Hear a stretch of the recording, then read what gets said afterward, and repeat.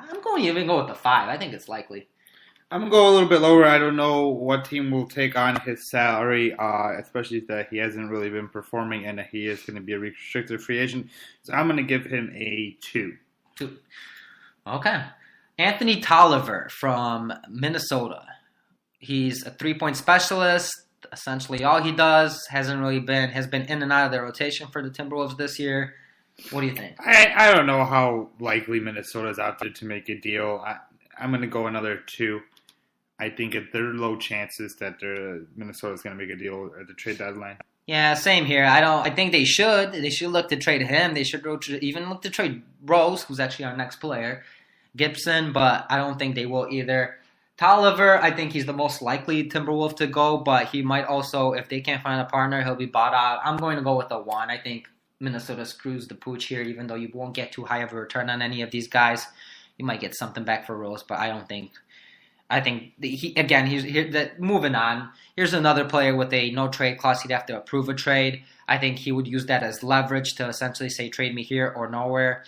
We're talking about Derrick Rose. Derrick Rose, yes. So basically, I think there's essentially no chance. I'm giving it a 0. I'm giving it a 0 as well, and mainly because he's probably the one who's really putting the fans in the seats as well. So he's really helping them with some money this year. Very good point. Very good point. Then we have Ricky Rubio and Derek Favors. Now, it'd be smart for Utah, if the right offer's out there, to make a deal. I would be high on this if it was earlier in the year. I just don't know what necessarily the deal is, and Utah has been playing much better as of late, so maybe they don't want to ruin that. So I would say this is at about a 3. 3? I'm actually going to go higher. I think Utah will be pretty active, at least try to make one upgrade. Either look for Conley, Mirotic, or somebody else. I think it's likely that they use one of these players as a salary filler in a deal to try to upgrade the roster, perhaps along with a couple second-round picks, a first-round pick, even though they've already used 2 second-round picks. But I say I will go with a 4 here for one of Rubio or Favors. Similar situation. I got them paired up together. One of Rubio or Favors. I will go with a 4 here. Moving on to the Portland Trail Blazers, I have Meyers Leonard and Mo Harkless together. They're both making about $10 million. They're both under contract for next season. So any team trading for one of them will have to take that into consideration. However, rumor has it that Portland is willing to use their first round pick. Therefore, I think that they will try to upgrade the roster. So it's likely one of these players is included if a deal is struck, including their first round pick. Therefore, for that reason, I will go with a 3 for one of these players to be traded. What are you going with? I'll say about a 2. 2, just okay. Because they do have the extra years on their contracts. Yeah, and they are. I think the Blazers will be active. I'm not sure how much they'll be able to get done. Moving on now to our, I included 4 first-round picks here from teams that I think are likely to be pretty active. The first one is the Jazz first-round pick. How likely do you think the Jazz are to trade their first-round pick? I'm going to give it about a 3. I think there's some chance that they do if the right deal is out there. Yeah, I'm going with a 2 here. I think that it will be hard for the Jazz to strike a deal for a Mirotic or for a Conley just because of, just how hard it seemingly is every year for bigger deals to get done. However, I think they're the most likely, one of the top 2 most likely candidates or top 3 to get Mirotic. So for that reason, I will give it and they'll have to include a first round pick for Mirotic. So I will actually go with a 3. Moving on to the Rockets first round pick. God, if we were raking how high it is that they should trade their first round pick and upgrade, I'd easily go with a 10. Again, I think they might screw the pooch, but I'm going with a 5. I'm going halfway with a 5. I think that they will do what they can. They might get cheap. They might not. I'm 50-50 on it. What do you think? I'll go with the 4 just because I don't know necessarily what is out there and what they can get for that pick. All right, 76ers first round pick. You're up. Since they have, I'm going to go a little higher. I'm going to go with the 5. Since they have Markel Fultz, they have a little bit more assets to include in a deal and get someone that they believe is better. I'm actually going to go pretty low here for that reason you just mentioned. I think being able to use Markel Fultz as a trade chip, and the fact that they have 8 additional second-round picks over the next 3 years, and a lot of them are good second-round picks. For example, they have the Bulls pick this year. They have the more favorable of the Nets and Knicks pick next year. They have a Mavericks second-round pick going up. 2021, they have Heat, Pistons second-round picks, additional ones. They have their own, and I think they will try to use those in any trade package, specifically because there won't be too much of a difference between the 76ers first-round pick and the Bulls second-round pick this year. I think they will do what they can to try to get rid themselves of those second-round picks. So I will go with a 2 here. I'll go with the 2 just because of the fact that they could use Markel Fultz as well, who probably is at a value of a high second-round pick now. And our last is the Blazers first-round pick. How likely do we think this is? Yeah, I'll give it about a 4 since they are interested in upgrading and making a deal. And they could include, this is one of their only chips they can include in a deal to get someone better. Okay.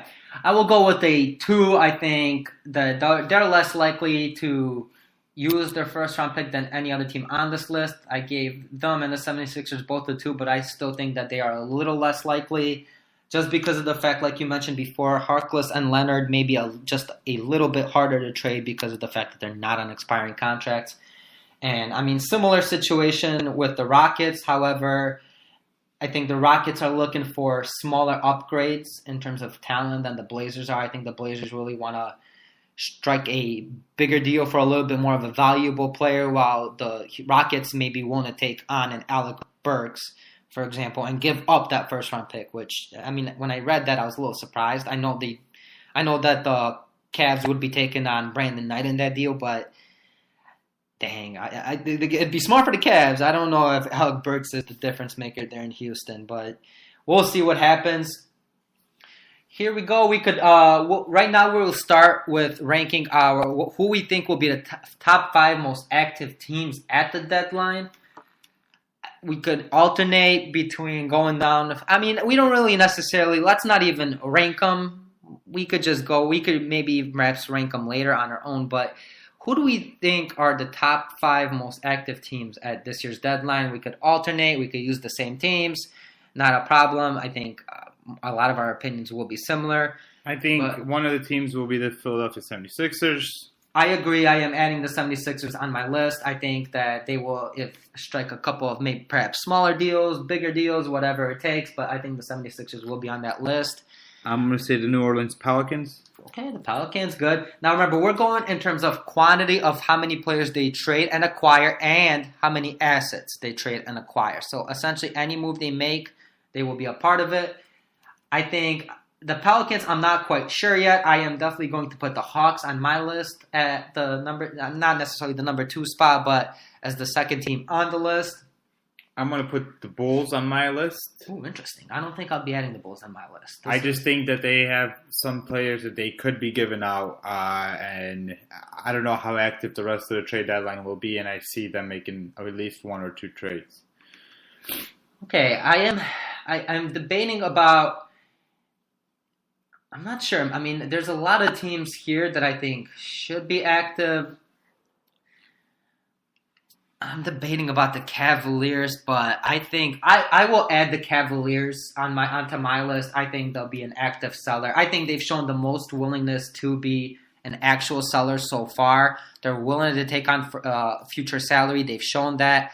I think that there are at least a couple of players that will be traded off their roster, and they will probably look to acquire. And not to mention the fact that I think they might sneak onto this list because of the amount of second-round picks they might be able to acquire here. Similar with the Atlanta Hawks. That's why I have them on this list. Yeah, so my next team would be the Hawks. That would be my 4th team just because they have some assets and they seem to at least understand how a rebuild should work a little bit. Yeah, they are there. I'm going to include the Knicks. I think the Knicks will be another seller. I think there's still potential. Probably not DeAndre Jordan, most likely not, but I think there's potential Wesley Matthews still gets traded.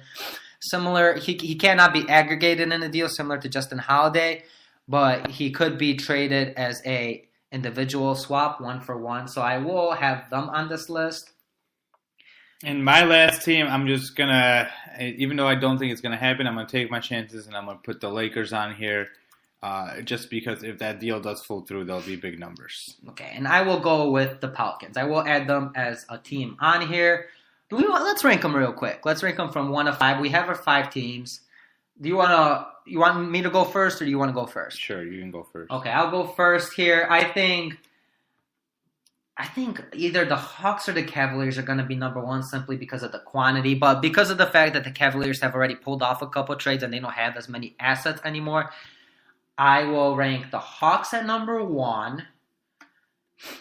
The Pelicans should be active, but I think the only player traded from the Pelicans might be Mirotic and maybe Darius Miller or Wesley Johnson, but who knows? I will actually go with the 76ers at number 2. Cavaliers at number 3. I'm going to go with the Pelicans at number 4. And I don't want to take too high of a chance on the Knicks, so I will go with the Knicks at number 5. I'm going to go with the 76ers at number 2, actually. I want the Pelicans at number 1. Ooh, okay. Interesting. I'm going to take the Hawks at 3, Lakers at 4, and the Bulls at 5. All right. Interesting. I'm interested to see how this works out. Okay. So that will conclude our episode. I will actually be posting the NBA Trade Challenge. I will post our results on our Instagram page. And what I will do is I will make a mini version of the NBA Trade Deadline Challenge on our Instagram page as well. I will include, I'm still debating, but anywhere between 9 and 12 players. I may make a couple, maybe make 2 lists, 1 today, perhaps 1 later on today, 1 tomorrow. But that will be up, so you guys will be able to take part of the NBA Trade Deadline Challenge as well.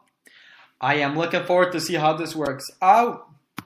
Excited about the NBA Trade Deadline being only 4 days away. And do you have anything to add? I do not. Just as always, if you have any questions, please email us at nbatradezone@gmail.com. Follow us on our Instagram page. Rate and review us on Apple Podcasts. And tell your friends. Yep. Any feedback is appreciated. Look forward to hearing from you guys. And thank you for listening. Thanks.